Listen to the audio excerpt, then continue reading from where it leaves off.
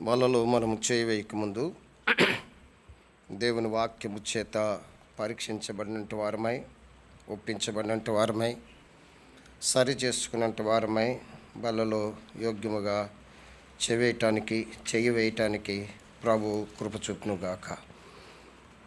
ప్రకటన గ్రంథం 19వ అధ్యాయం. ప్రకటన 19వ అధ్యాయము ఒక వచనాన్ని మనందరం కలిపి చదువుకుందాం. 9వ వచనము అందరం కలిపి చదువుకుందాం. ప్రకటన 19వ అధ్యాయము 9వ వచనం. మరియు అతడు నాతో ఇలాగ చెప్పెను, గొర్రెపిల్ల పెండ్లి విందుకు పిలువబడిన వారు ధన్యులని రాయము. మరియు ఈ మాటలు దేవుని యథార్థమైన మాటలని నాతో చెప్పాను. ప్రార్థన చేసుకుందాం ప్రభు యొక్క సహాయం కొరకు. ప్రేమగల తండ్రి, చదవబడిన మాటల ద్వారా మీరు మాతో మీరు మాట్లాడమని కోరుతున్నా. కూర్చున్న వారందరికన్నా తెలుపుడను దీనుడుగా నీ దగ్గరికి వస్తున్నాను. ఈ మాటలు పరిశుద్ధాత్మను మాకు సహాయం చేయలాగున నేను కోరుతున్నా. చదవబడిన మాట ద్వారా మాతో మీరు మాట్లాడండి. సరి చేసుకొని చక్కదిద్దుకొని శ్రేష్టమైన నీ యొక్క మరణ భూస్థాపన పునరుద్ధానమునకు సాదృశ్యముగున బలలో చేయవేయటానికి మీ కృప దయచేయండి. పరిశుద్ధ ఆత్మను ఒప్పించినప్పుడు సరిచేయబడ్డానికి, చక్కదిద్దబడ్డానికి దిద్దుబాటు మాకు దయచేయండి. ఆయన నీ కృపతో కోరుకుంటాను.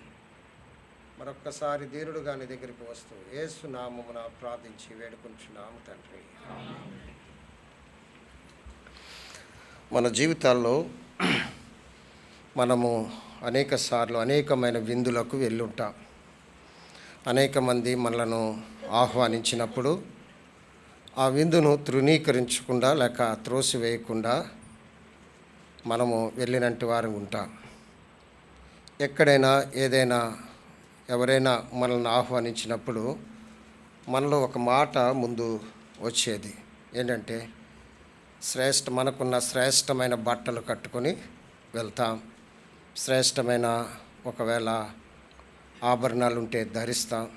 మనం అనుకుంటాం, ఏమనుకుంటామంటే నా అంతటా నేను లేక నీ అంతట నువ్వు అనుకుంటావు.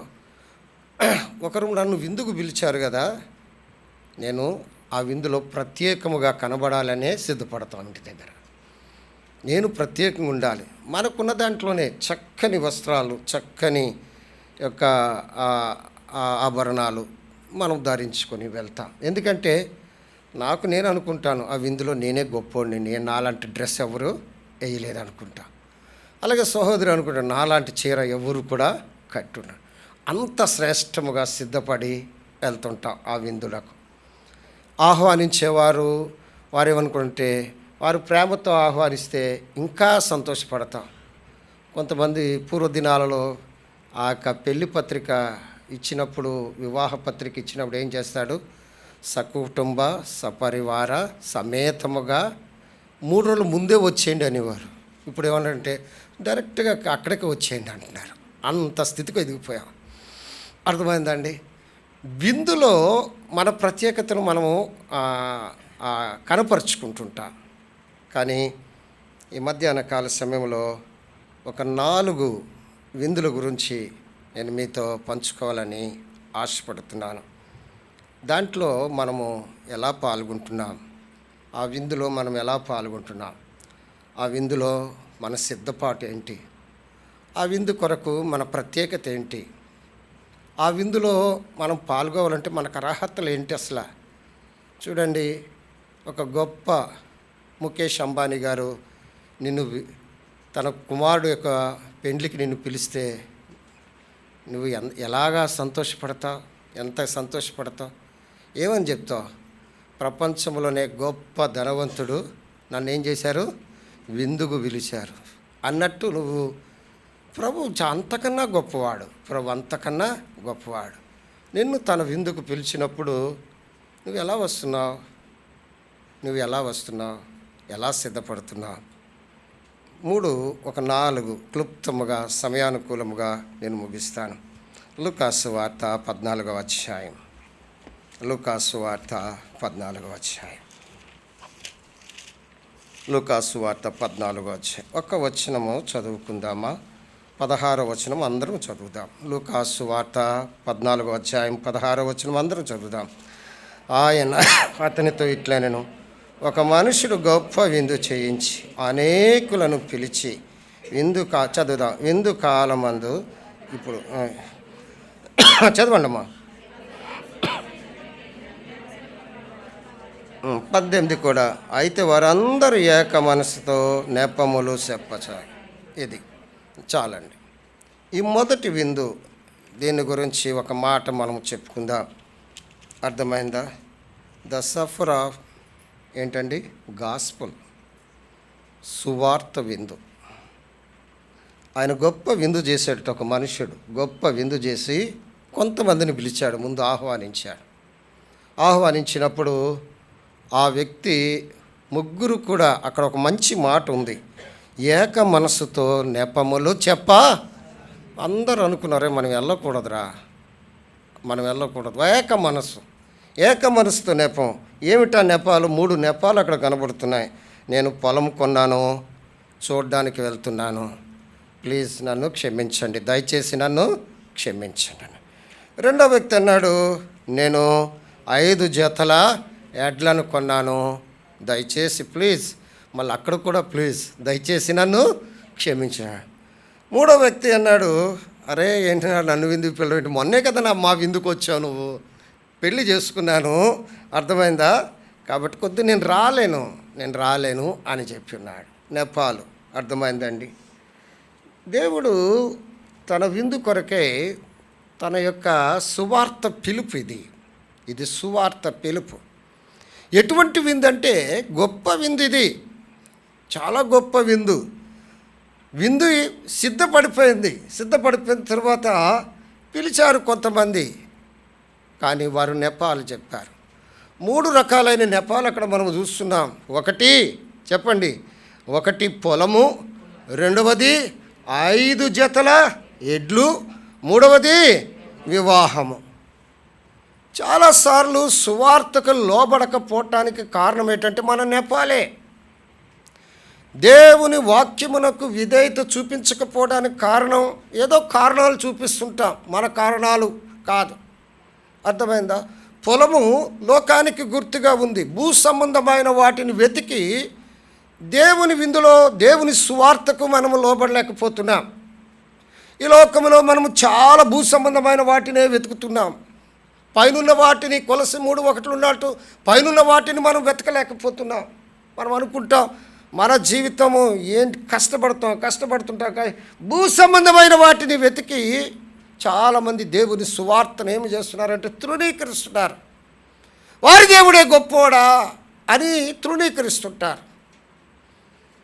లేకపోతే దేవుని మాటలు మీ దగ్గరికి వచ్చినప్పుడు, మన దగ్గరికి వచ్చినప్పుడు ఒక నెపం చెప్తాం, చూద్దాములేండి ఎప్పుడో మనము, ఇక నా వయసు చాలా ఉంది అప్పుడు చూద్దామంటారు. ఒక మొదటి నెపము ఏమిటంటే భూ సంబంధమైనవే వెతుకుతూ ఉంటాం, భూ సంబంధమైన వాటిని ప్రకారం. రెండవది ఏమిటంటే ఏంటండి, ఎడ్లు వ్యాపారం, బిజీ, దేవుని సన్నిధానముకు రాకపోవడం, గొప్ప పనులు పెట్టుకుంటాం, చాలా బిజీగా ఉన్నామండి. ఈ లోకములో బ్రతికినప్పుడే సంపాదించకపోతే తర్వాత ఏం సంపాదిస్తావు అనుకుంటావు. ఈ లోకములో నువ్వు సంపాదించి పరలోకానికి పోగొట్టుకుంటున్నావేమో. పరలోకానికి సంపాదించుకోవాలంటే ఈ లోకంలో పోగొట్టుకోవాల్సినవి చాలా ఉన్నాయి. పరలోకాన్ని నువ్వు సంపాదించుకోవాలంటే ఈ లోకంలో నువ్వు విడిచిపెట్టవలసినవి చాలా ఉన్నాయి. వ్యాపారం. తర్వాత మూడవది ఏంటంటే సుఖము. ఆదివారం ఒక్క దినం అండి మాకు సెలవు. మీకేం తెలుసు, 6 దినాలు గొడ్డులాగా గవర్నమెంట్కి కష్టపడుతున్నామండి అంటారు. ఆ కాడంతా నా మీదే, ఆ బరువంతా నా మీదే. అర్థమైందా? మేము కష్టపడేటట్టు ఎవరు కష్టపడరండి అంటాం. ఆదివారం ఒక్క రోజు రెస్ట్ దొరుకుతుంది, ఆ రోజు బట్టలు ఉతుక్కోవాలి, బిర్యానీ వండుకోవాలి, తర్వాత బజార్కి వెళ్ళాలి, బట్టలు ఉతకాలి, ఏమండి, బిర్యానీ వండాలి, బజారుకి వెళ్ళాలి. సుఖము సుఖము. ఏక మనసుతో వారు ఏమి చెప్పారంటే నెపాలు చెప్పారు. నువ్వు ఆ గుంపులో ఉన్నావా? దేవుని సమయము దేవునికి ఇవ్వాల్సిందే. దేవుని మందిరమును నువ్వు ప్రేమించవలసిందే. ఈ యొక్క విందు సువార్త విందు. ఈ విందు ఆ యజమానికి చాలా కోపం వచ్చింది. అరే, ఈ బిడ్డలు నా విందుకు వస్తారంటే ఈ బిడ్డలు నన్ను తృణీకరించారు. ఆయన తన స్వకీయుల యొద్దకు వెళ్ళును కానీ ఆయన స్వకీయులు ఆయననేం చేయలేదు, అంగీకరించలేదు. యోహాను 1:11 12 ఇంకో మాట ఉంది, తన్ను ఎందరు అంగీకరిస్తారో వారందరికీ అనగా తన నామమందు విశ్వాసం ఉంచుటకు దేవుని పిల్లలగుటకు ఆయన ఏమిచ్చాడు, అది ఏక మనస్సు. నెపాలు చెప్పటానికి నువ్వు దేవుని సన్నిధానం వెతకకపోతే నష్టపోతావు. నీకే నష్టం, నీ ఆత్మకు నష్టం. అందుకే అపోస్తల కార్యం 1:14 అంటారు కదండి, ఏమన్నాడు, వారందరూ ఏక మనసుతో ప్రార్థన చేసిరి. 1:14 అపోస్తల కార్యం. నువ్వు ఏ గుంపులో ఉన్నావు? ఏక మనసుతో నెపాలు చెప్పే గుంపులో ఉన్నావా? ఏక మనసుతో ప్రార్థన చేసే గుంపులో ఉన్నావా? ఏక మనసుతో నెపములు చెప్పేవారి యొక్క పరిస్థితి ఏమైంది? విందు నుండి త్రోసివేయబడ్డారు. యజమానుని కోపానికి వారు ఏమైపోయారు? గురి కాబడ్డారు. ఏక మనసుతో ప్రార్థించేవారి గుంపులో ఉంటే ఏమైంది? దేవుని ఆత్మ నీ మీద ఉంటుంది, దేవుని సన్నిధి నీ దగ్గర ఉంటుంది, దేవుడు నీ ద్వారా గొప్ప కార్యాలు జరిగిస్తారు. ఆ దినాలలో అపోస్తలులు ఆ స్త్రీలందరూ కలిసి అపోస్తల కార్యం 1:14 ఏక మనసుతో ప్రార్థన చేశారు. కాబట్టి వారు ఏం చేశారు? దేవుని ఆత్మను పొందుకున్నారు. దేవుని కొరకు వారు గొప్ప కార్యాలు చేశారు. ఇప్పుడు నువ్వు ఎవరితో ఏకీభవిస్తున్నావు? ఏక మనసుతో నెపములు చెప్పేవారిని ఏకీభవిస్తున్నావా? ఏక మనసుతో ప్రార్థన చేసేవారితో ఏకీభవిస్తున్నావా? నెపములు చెప్పేవారితో నువ్వు ఏకీభవించి ఒకవేళ నెపములే నీవు సృష్టిస్తే ఏమవుతుంది తెలుసా? యజమానుని యొక్క కోపానికి నువ్వు గురి కావాల్సి వస్తుంది. చూడండి, ఈ విందు ఏ విందు అంటే సువార్త విందు. అర్థమైందా? అదే ఎఫెసీయులకు రాసిన పత్రిక 4:12 అంటాడు. వారేమంటారంటే దేవుని గూర్చిన జ్ఞానమును గూర్చి ఏకత్వము పొంది సంపూర్ణతలోనికి వస్తున్నారట. నువ్వు ఎవరితో ఏకీభవిస్తున్నావు? అసలు నువ్వు ఎవరితో ఏకీభవిస్తున్నావు? చూడండి, అబద్ధమాడుటలో అననీయ సఫీరాలు ఏకీభవించారు. మీరు ఎందుకు పరిశుద్ధాత్మను మోసపుచ్చుటకే ఏకీభవించారు అని అడుగుతారు పేతురు గారు. ఎవరితో ఏకత్వము కలిగి ఉన్నా? నెపాలు చెప్పేవారితోనా, లేకపోతే ప్రార్థించేవారితోనా, లేకపోతే ఆ మోసము చేసేవారితోనా, లేకపోతే దేవుని జ్ఞానమును పొందేవారి విషయంలో ఏకత్వము కలిగి ఉంటున్నామా? ఏక మనసు చెప్పారు. దేవునికి నీకు అడ్డు భూ సంబంధమైన విషయాలు అడ్డు రాకూడదు. దేవునికి నీకు ఏమంటది, నీ వ్యాపారము అడ్డు రాకూడదు. దేవునికి నీకు నీ సుఖము కూడా రాకూడదు, అడ్డు రాకూడదు. ప్రియమైన వారలారా, ఎలాగుంది ఈ మొదటి విందు? అప్పుడు కోపం వచ్చి ఏం చేశాడు చూడండి. లూకా సువార్త 14వ అధ్యాయం చదువమ్మా 21. అప్పుడు ఆ దాసుడు తన యజమానునికి తెలియజేయగా ఇక ఆగలేదు. కోపపడిన యజమానుడు, నువ్వు నెపాలు చెప్తే ప్రభు కోపపడతాడు. ప్రభు కోపపడేవాడుగా ఉన్నాడు. చూడండి, కోపపడి నువ్వు త్వరగా వెళ్ళయ్యా, త్వరగా వెళ్ళు, సందుల్లోనికి వీధుల్లోనికి ఎవరిని పిలుస్తున్నాడు? ఎవరెవరిని పిలుస్తున్నాడండి? నువ్వు వెళ్ళు, పట్టణ వీధుల్లోకి వెళ్ళు, సందుల్లోకి వెళ్ళు. తర్వాత ఏమన్నాడు? బీదలను అంగహీనులను, గుంటివారిని, గుడ్డివారిని ఇక్కడికి తోడుకుని రమ్మని. సరే, వాళ్ళు నెపాలు చెప్తున్నారు. అయ్యా, వారు నాకు అవసరంలే. నెపాలు జీవితాంతం చెప్పుకొని, నెపం మీద నెపం, నెపం మీద నెపం చెప్పుకొని, కానీ ప్రభు పిలుస్తున్నాడు. ఎన్నిక లేని వారిని, యోగ్యత లేని వారిని, ఆ విందులో కూర్చోడానికి కూడా అర్హత లేని వారిని ప్రభు పిలుస్తున్నాడు. ఏం చెప్తున్నాడంటే, బీదలు, అంగహీనులు, గుడ్డివారు, కుంటివారు ప్రభు పిలుస్తున్నాడు. నీకు నాకు ఎటువంటి ఆధిక్యత ఇచ్చింది తెలుసా? దేవుడు తన ప్రజలకు, తన స్వజనులకు ఇవ్వలేని ఆధిక్యత దేవుడు నీకు నాకు ఇచ్చాడు. మనం బీదలము, అంగహీనులము, కుంటివారము, గుడ్డివారము. చూసారా, ప్రభు పిలుస్తున్నాడు. ప్రయాసపడి భారం మోసుకున్న సమస్త జనులారా నా యొద్దకు రండి, వెళ్ళి పిలుస్తున్నాడు ఆయన. దప్పిగొని వారులారా నీళ్ళ యొద్దకు రండి, పిలుస్తున్నాడు ఆయన. ఆయన పిలుపు నువ్వు అంగీకరించినట్లయితే, ఆయన పిలుపునకు నువ్వు విధేయత చూపించినట్లయితే, ఆయన పిలుపునకు నువ్వు లోబడినట్లయితే, ఈ విందు నీకు ఏం తీసుకొస్తుంది? సంతోషాన్ని తీసుకొస్తుంది. నీ జీవితంలో చెప్పరాశక్యము మహిమాయుక్తమైన సంతోషాన్ని తీసుకొస్తుంది. యోగ్యులము కాదు మనము యోగ్యులము కాదు, బీదలము, అంగహీనులము, కుంటివారము, గుడ్డివారము. చూసారా, పిలిస్తే ఎంత బాగుంటా. నెపాలు చెప్తున్నావేమో, జాగ్రత్త. ఇరడు దినాన మేము చిన్నబాగ్గా అనే ఆ ప్రాంతానికి VBS కొరకు వెళ్ళాం. అక్కడ ఒక సేవకుడు ఉన్నాడు, ఆయన పేరు గణేష్. ఆయన సాక్ష్యం అన్న జర్మి అన్నగారితో పంచుకున్నప్పుడు జర్మి అన్నగారు నాతో చెప్పారు. గొప్ప సాక్ష్యం. నెపం చెప్పలేకపోయాడు. ఆయన వాళ్ళ తల్లిదండ్రులు ఆ వ్యక్తిని దేవుని సేవకై సమర్పించారు. దేవుని సేవ కొన్ని దినాలు చేసి ఆ శ్రమలు, ఆ కష్టాలు అతడు ఏం చేశాడు? తట్టుకోలేక ఏం చేశాడు? ఉద్యోగంలో జాయిన్ అయ్యాడు. సామాన్యమైన ఉద్యోగం కాదు ఏండి, సబ్ ఇన్స్పెక్టర్ పోలీస్ ఉద్యోగంలో జాయిన్ అయిపోయాడు. అతడు 7 నెలలు చేశాడట. అతడు 7 నెలలు చేస్తే ఆ తండ్రి గారు అన్నారట, ఏమన్నారో తెలుసా?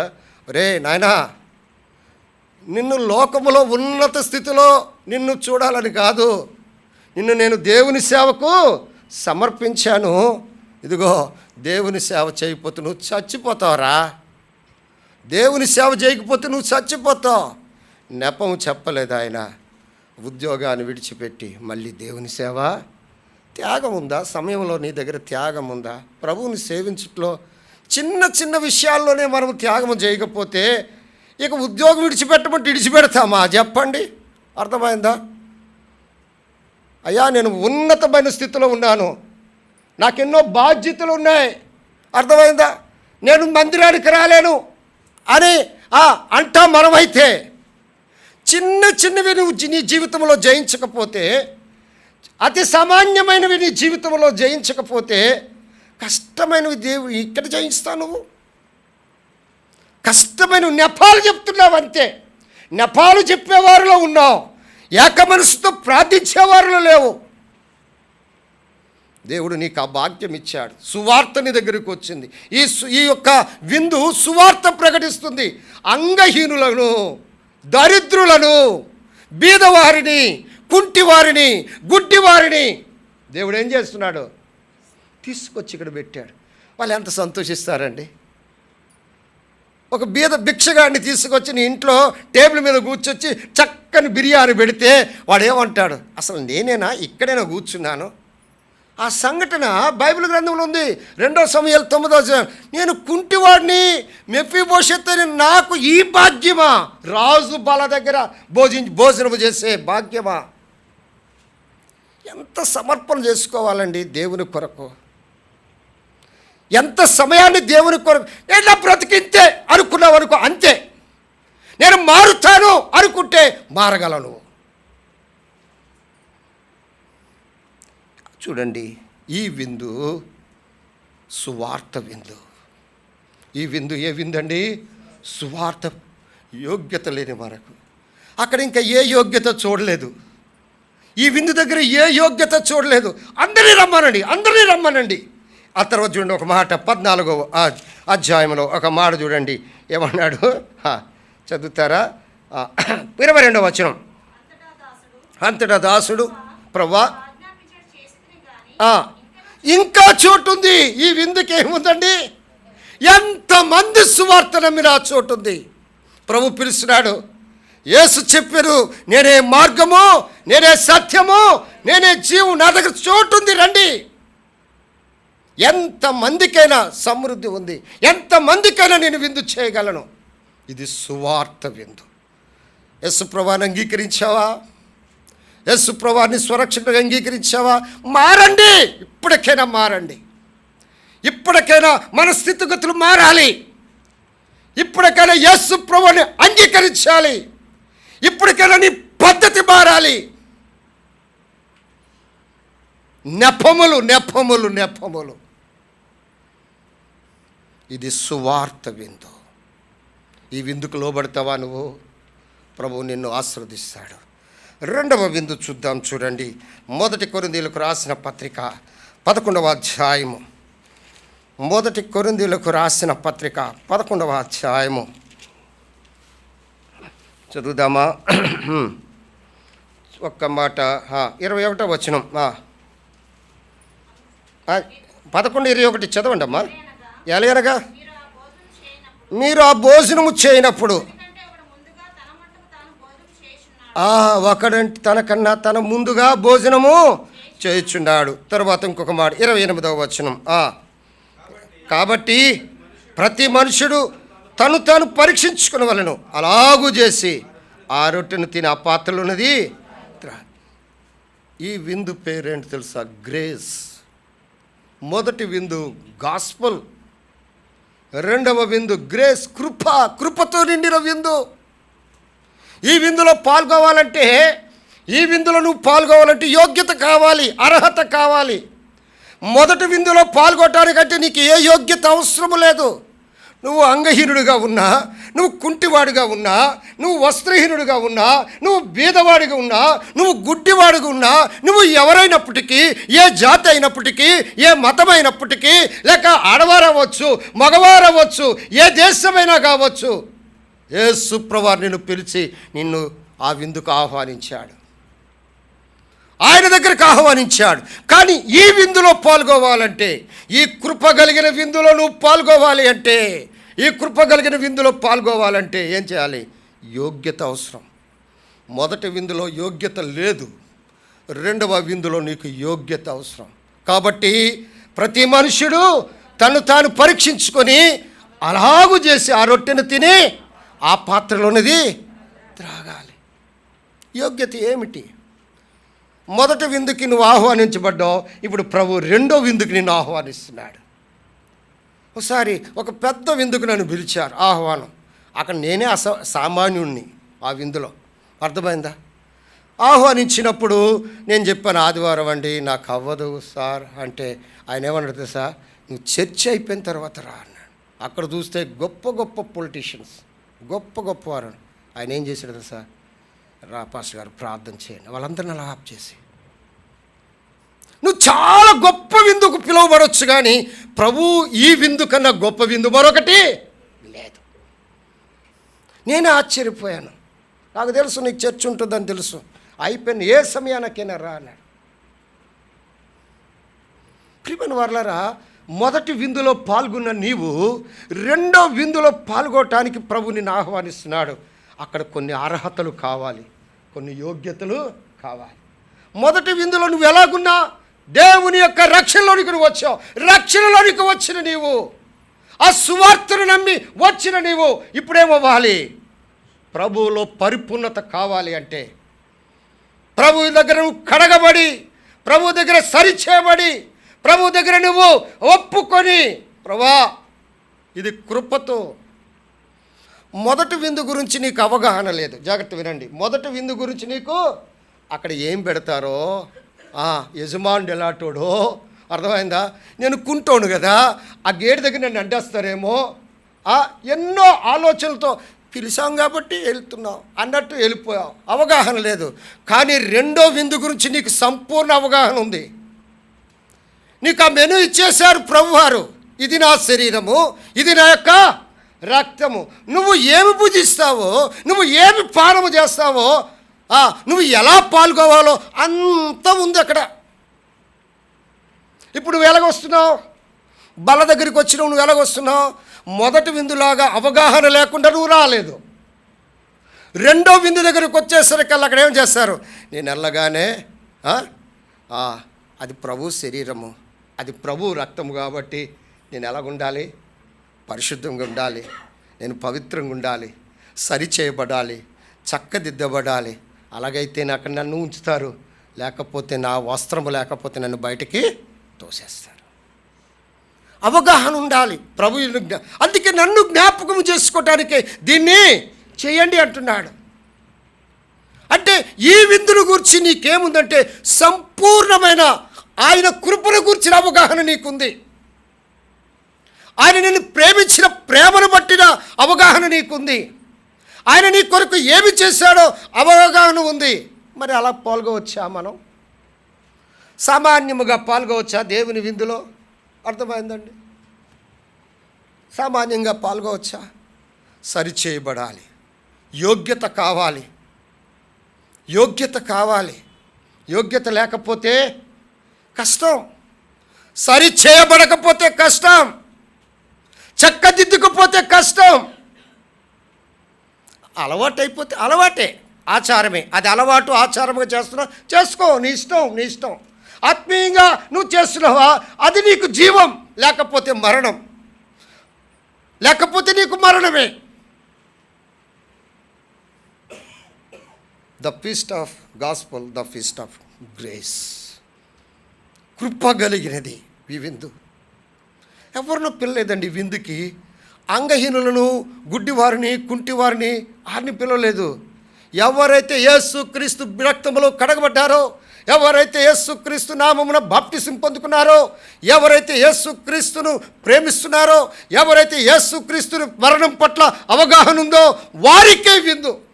అందరికీ కాదు, అందరికీ కాదు. చూడండి, మనం వివాహాలకు వెళ్తుంటాం, అనేక మంది చాలా పెద్ద పెద్ద ఫంక్షన్లు మీరు చూసుంటారు. కొంతమంది విఐపీసీకి ఎలా ఉంటుందండి, సపరేట్ ఛాంబర్ ఏర్పాటు చేస్తారు. అక్కడికి ఎవరు వెళ్ళాలి? వాళ్ళే. మొదటి విందులో నువ్వు పాల్గొన్నావు, బాగానే ఉంది. రెండో విందులో నువ్వు ఎలా ఉన్నావు?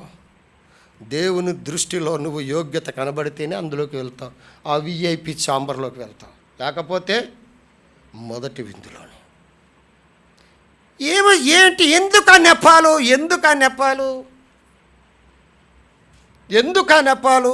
సుఖము, వ్యాపారము, పని, తర్వాత ఏంటండి భూలోక సంబంధమైన వాటే. యేసును అంగీకరించావా? యేసు ప్రభువు నిన్ను పిలుస్తున్నాడమ్మా. మొదటి విందులోనికి వచ్చిన నీవు ఏం చేయాలి? రెండవ విందులోనికి నిన్ను యోగ్యునిగా సిద్ధపరిచాడు. రెండవ విందులోనికి దేవుడు నిన్ను ఆహ్వానిస్తున్నాడు. అక్కడ ఏం కావాలి? మొదటి విందులో నీకు యోగ్యత లేదు, కానీ రెండవ విందులో యోగ్యత అవసరం. మొదటి విందులో నువ్వు నిన్ను స్థితిని ప్రభు చూడలేదు, నిన్ను ఎలాగున్నా పిలిచాడు. కానీ రెండవ విందులో ప్రభు నీ స్థితిని గమనిస్తున్నాడు, నిన్ను పరీక్షిస్తున్నాడు, నిన్ను వివేచిస్తున్నాడు, నీ మనస్సాక్షిని వివేచిస్తున్నాడు. తప్పు చేసి పాపము చేసి తిరిగి తందనాలాడి ప్రభు బలలో చేయవెత్తడం కాదు. అది యోగ్యత కాదు. సరి చేసుకొని, చక్కదిద్దుకొని, దిద్దుబాటు చేసుకొని, కడుక్కొని, ప్రభా నన్ను క్షమించాలని అడిగి పాల్గొనడము చాలా శ్రేష్టమైనది. రెండవ విందులో పాల్గొనే వారికి ఇంకొక ఆధిక్యత ఉంది. ఏంటి తెలుసా? ప్రకటన గ్రంథం 19వ అధ్యాయం 9వ వచనం. ద ఫీస్ట్ ఆఫ్ గ్లోరీ, మహిమ కలిగిన విందు. చదువుతారా? ప్రకటన గ్రంథం 19వ అధ్యాయం 9వ వచనం. మరియు అమ్మా ప్రేమ ఉందమ్మా. ప్రేమ విందు అంటే మనకు అలవాటు అయిపోయింది, ప్రతి ఆదివారం పెట్టుకుంటాం కాబట్టి పర్వాలే. చదవండి 9. గొర్రె పిల్ల పిండ్లు విందుకు పిలువబడిన వారు ఈ మూడో విందు ద ఫీస్ట్ ఆఫ్ గ్లోరీ, మహిమ కలిగిన విందు. నిజమే, ప్రేమ కలిగిన విందే, ప్రభువు సిద్ధపరిచిన విందే. మొదటి విందులో విధేయత చూపించిన వారు, రెండవ విందులో పాలిభాగస్తులు, రెండవ విందులో పాలిభాగస్తులైన వారు మూడో విందుకు అర్హులు. ఇది ఇది ఇది ఏంటి? మహిమతో కూడిన విందు, మహిమతో కూడిన విందు. మాకు ఈ రాత్రి ఒకరు మాకు విందుకు పిలిచారు. విందు చేసిన ఆయన విందుకు పిలిచాడు. ఎలా ఉంటుందండి?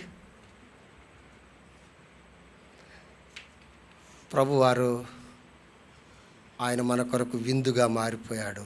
ఇప్పుడు ఆయన మనకు విందు చేస్తున్నాడు, మహిమ కలిగిన విందు. ఎలా ఉంటుందండి? నువ్వు రోజు అయ్యా మేము క్రైస్తవులమండి, క్రైస్తవం, మేము పరిశుద్ధులమండి, పరిశుద్ధులు, మేము విశ్వాసులమండి, విశ్వాసులే.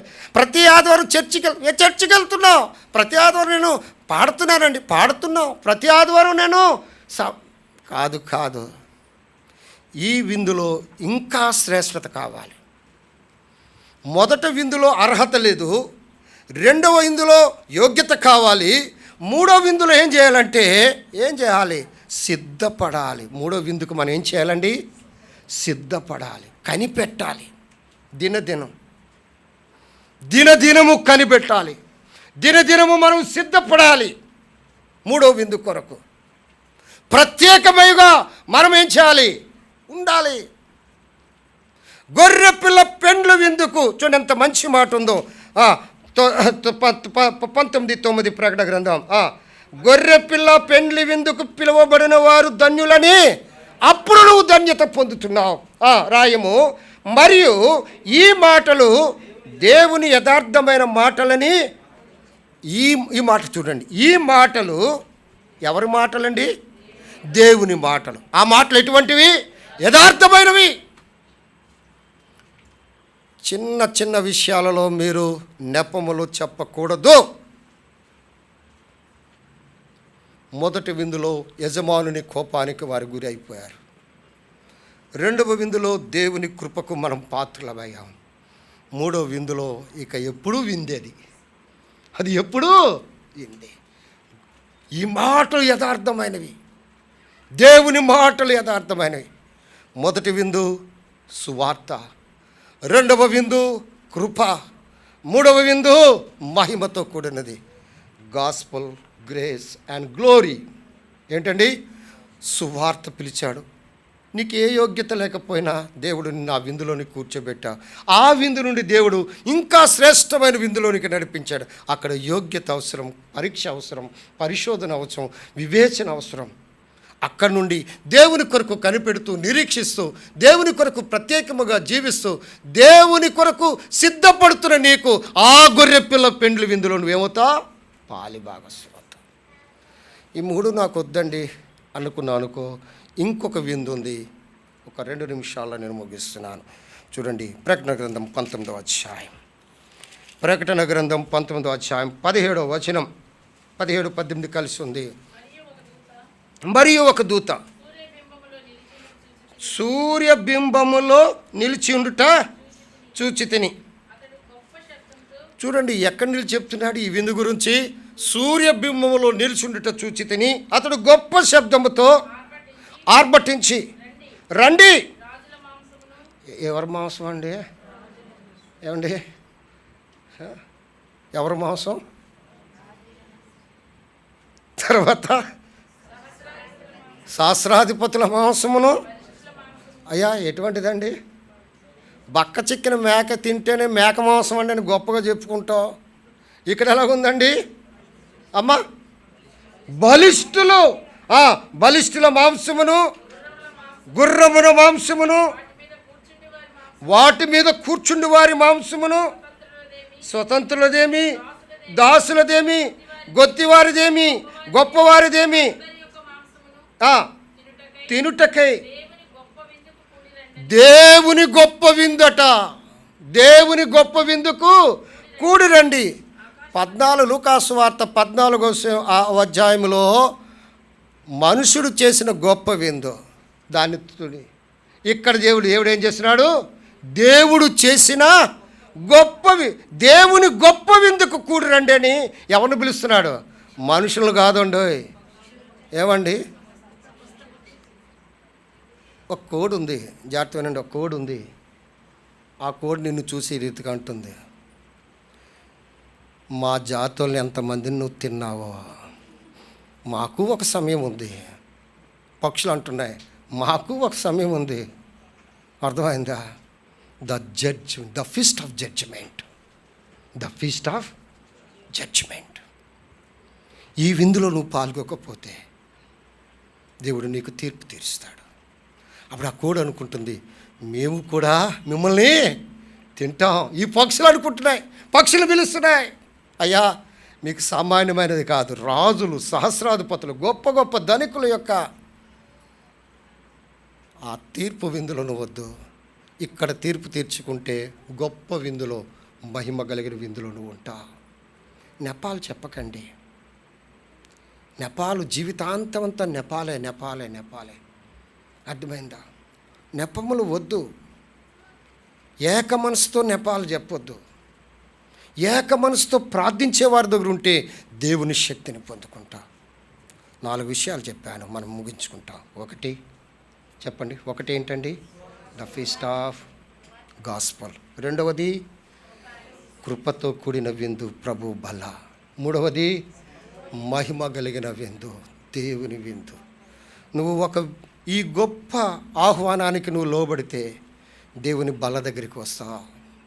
సువార్తకు నువ్వు లోబడితే దేవుని కార్యము, దేవుని కృపా కార్యము నీలో జరుగుతుంది. ఎప్పుడైతే ఆయన కృపా కార్యము జరిగిందో నీలో ఉన్న పరిశుద్ధత సంపూర్ణతలోనికి తీసుకొస్తున్నప్పుడు ఆయన బలలో ప్రతి ఆదివారం నువ్వు పాల్గొంటావు. ఆయన కృప నీలో పరిపూర్ణమవుతుంటుంది. ఆయన స్వారూప్యం నీలో పరిపూర్ణమవుతుంటుంది. ఎప్పుడైతే అటువంటి పరిపూర్ణతలోనికి నువ్వు వస్తున్నావో ఆయన రాకడి కొరకు కనిపెడతావు.